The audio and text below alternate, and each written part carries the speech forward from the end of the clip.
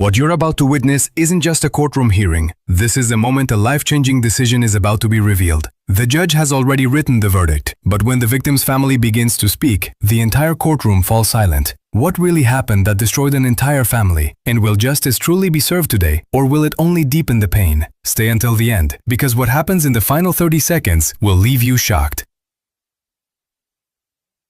Good afternoon. You may be seated. All right. My sound just turned on. So we're here on the sentencing of Shelby Neely. This is State of Florida versus Shelby Neely, case number 19-00140. Obviously, under the new statute, the trial judge is mandated to do an opinion, whether it's going to be life in prison or the death penalty. So obviously I have done that, so anything that I hear at this point will not affect the sentence because the order's already done, but I do think that the victim's family has the right to be heard. They did testify pursuant to Florida law and the law of the United States as far as victim impact is concerned, but they really haven't had a chance to say how they feel about the situation and what sentence they would like. So they may do that at this point. So, State, would anyone like to address the court at this point? Judge, may we approach briefly? Yes.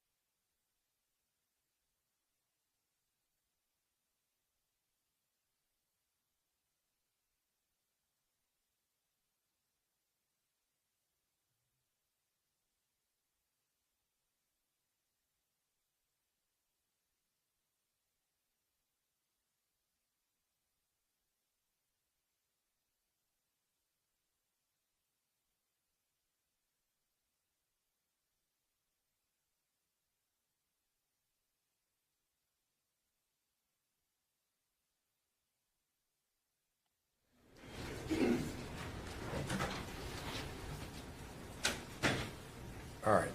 State, would anyone like to address the court at this point? Yes, Judge. Ms. Stewart, who is on the Zoom. All right. Good afternoon, Ms. Stewart. Hi, good afternoon. And how are you related to this case? Jamie Advancic is my biological sister, and I'm the adopted mother of Bella and Oliver now. Okay. And what would you like the court to know?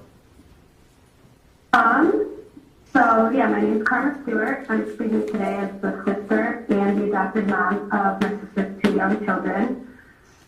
Children do not have to live every day with the truth that their father violently murdered their mother, their grandparents, their uncle, and even the dog. No words can really describe the pain that that act of violence brought into their lives. The day that she was taken from us shattered everybody's world. She should still be here today, experiencing her amazing children and making memories with them. She was a very beautiful, kind, and strong mom who should be here raising them and living her fullest life. And the brutal way that her life ended and the lives of her loved ones that were taken from everybody left a trauma that ripples through everybody. Every single day. The cruelty of her death is beyond comprehension, and the hole that's left is something that we'll never be able to fill. When I stepped in to adopt her children, it was without hesitation. They're a big part of her, and I love them fiercely, but I'd be lying if I said that it didn't change everything. They're all healing from trauma that most people can't even imagine. These children watched their whole world collapse. They struggle with nightmares, fear, confusion, and a deep sadness that no child should have to carry. I've had to explain things to them that nobody should ever have to explain to a child, and they ask questions that I should never have to answer. I see in their eyes every day the impact of what happened to them, and I carry their pain with me.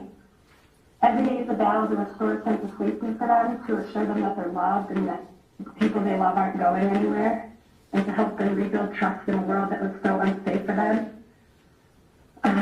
That was made so unsafe for them by this person whose role it was to keep them safe and healthy. They live with a deep-seated distrust in the world and the people that they love, and the scumbag that was responsible for causing them this pain was their father, the facility was supposed to protect them from violence. Our lives were permanently altered. I rearranged everything, my home, my work, all my plans for the future to create a safe and loving environment for them. And I do it with all my heart because they really deserve that and more. But the cost of Shelby's actions goes far beyond just this moment of violence. It still ripples through every corner of our lives and continues to affect us every day. There's really no punishment that will undo this trauma, and there's nothing that can bring back the people that we lost. But please remember that his choices didn't just end lives. They stole peace, safety, and joy from so many people, especially the two innocent children here who must now grow up without their mother, their grandparents, and the family that should be their support system. As a victim in this case, I want to be clear, I do support the death penalty, not out of revenge, but out of necessity for the safety and peace of the children that he left behind. I cannot risk them ever having the opportunity to reach out to them as they grow up, to twist the truth, to manipulate their minds, or cause more trauma and confusion than they've already endured. They deserve a chance to heal without the looming shadow of their biological father trying to re-enter their lives or rewrite history. We are trying to rebuild, and we're surviving something nobody should ever have to survive. This punishment can't bring back our loved ones, but it can ensure that he doesn't cause us harm again. We are healing and growing, but we are forever changed. So thanks for allowing me to speak. Thank you. All right, State, anyone else? Anything else, ma'am? No, that's everything. Thank you. All right, State, anyone else who would like to address the court at this point? No, Judge. All right, very good. Defense, anyone who would like to address the court? No, Your Honor. Thank you. I just spoke with Mr. Naylor, and he would prefer not. All right. Any reason I should not proceed to the sentencing at this point? Anything else that either the state or the defense wants to say? No, Judge. No, Your Honor. Defense, all right. All right, well, this may seem like it's very unimportant, mainly because it is, but I think we have to deal with fees and costs just because we have to under the law. Now, Chapter 775.083 states that a person who has been convicted of any offense other than a capital felony may be sentenced to pay a fine. So obviously this is a capital felony, so there's no fines, but there are minimum mandatory costs in every case, so I think they still apply. So with an adjudication, obviously there's going to be an adjudication here because it's mandatory. We have minimum costs of $368. We also have $100 for costs of prosecution, $100 for the services of the defense counsel, which obviously seems extraordinarily reasonable under the circumstances. For counts 2 and 3, we have $50 for crime prevention, and the defendant did have the public defender's office originally, so we have $50 for the public defender application fee. Now, I believe that counts 4, 5, and 6 have already been dealt with as far as the sentencing is concerned, and I believe the defendant got time served on all the aggravated cruelty to animal charges. Is that correct, Madam Clerk? It was 5 years, which was essentially time served. Oh, okay, and so then it was, just the $50. okay, so an adjudication 5 years in the Department of Corrections, right? All right, so everyone agrees with that, right? All right, so what we have left are 3 counts of first-degree murder, and the court will proceed with the sentencing at this point. The defense can please rise. I don't think you'll be standing all that long here. And Judge, in regards to cost, can I add some things? Sure, absolutely. The next of kin are looking for $30,000 for expenses of funeral and things of that nature. If the court would grant that. There's $7,329 of Florida Crimes Compensation Fund for outpays that were made on behalf of the victims there. There was $1,103.85 to extradite the defendant here, due and owing to the Pinellas County Sheriff's Office. And the Tarpon Springs Police Department broke down the expenses that they spent investigating the crime and came up with $65,807.23. So, putting that on there. All right. Sometimes the state will just waive all those, but if the defense has no objection, I'll oppose them. We consulted with our client, he has no objection. All right. Is that correct, Mr. Nealing? Yes. All right. So I'll go ahead and oppose those. I don't know if Madam Clerk got all those numbers. Can I just confirm that real quick? That was Sure. $30,000 for the funeral expenses. Now, who does that go to? It has to go to somebody. Richard Ivanchik is the executor of the estate. Okay. Very good. And that was $30,000. I had $73.29 for crimes comp. Correct. 1103.85. That was the extradition. Correct. And 65,807.23 to Tarpon Springs for invest. Correct. All right. All right. The court finds that the state has established 3 statutory aggravating factors beyond a reasonable doubt for each victim. The court further finds that the defense has established the existence of 3 statutory and 38 non-statutory mitigating circumstances. In weighing the aggravating factors against the mitigating circumstances, the court has carefully and thoroughly assessed the significance of each factor and circumstance. The court has given great weight to each aggravating factor. The aggravating factors outweigh the mitigators in this case, which, while numerous, do not reach the magnitude of the aggravating factors. The court has also given great weight to the jury's recommendation. Therefore, the court concludes that the defendant, under the laws of the state of Florida, has forfeited his right to live. Accordingly, it is ordered and adjudged that the defendant, Shelby Neely, is sentenced to death for the murder of Richard Ivanchik. It is further ordered and adjudged that the defendant, Shelby Neely, is sentenced to death for the murder of Laura Ivanchik. It is further ordered and adjudged that the defendant, Shelby Neely, is sentenced to death for the murder of Nicholas Ivanchik. The defendant will be committed to the custody of the Florida Department of Corrections for these sentences to be carried out as provided by law. The defendant is notified that his judgment and sentences are subject to automatic review by the Florida Supreme Court. Done and ordered here in Clearwater, Pinellas County on the 10th day of April, 2026. All right, I do have a copy for each party of the sentencing order. It's a 21-page order, and then for anyone else who would like a copy of the order, I have copies here. All right, you may be seated. All right, so should I appoint the public defender's office for purposes of appeal? Please, Your Honor, I was going to ask if you needed an order. However, I have filed a motion for new trial. I believe that was filed either today or maybe yesterday afternoon.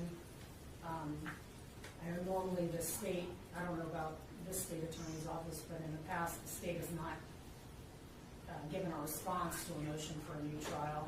And sometimes the court onto hearing. Sometimes the court will just decide on the merits of the motion. I believe that the motion is pretty thorough as I've gone through the transcript, including Spencer hearing the transcript. And so if the court wishes to issue an order based on the written motion, I don't have any objections. All right, well, obviously, I'll take a look at it, and then if I think we need a hearing, I'll set a hearing, otherwise I'll rule on it. But I will appoint the public defender's office for purposes of appeal. All right, anything else before we adjourn? All right. Thank you.